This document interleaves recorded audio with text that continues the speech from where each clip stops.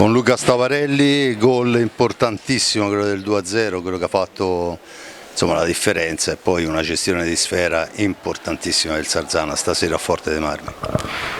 Buonasera a tutti. Sì, è stata una partita tosta, lo sapevamo già della settimana scorsa e abbiamo lavorato tantissimo per farla il meglio possibile. Penso che abbiamo fatto quello che dovevamo fare, quello che abbiamo allenato durante la settimana e niente, è uscito tutto bene grazie ai compagni, al mister e a tutti noi.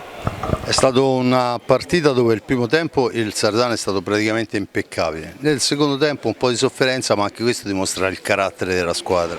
Sì, come ho detto prima, è stata una partita tosta, loro hanno una squadra troppo forte dove hanno avuto il suo tempo anche in pista di andare verso di noi.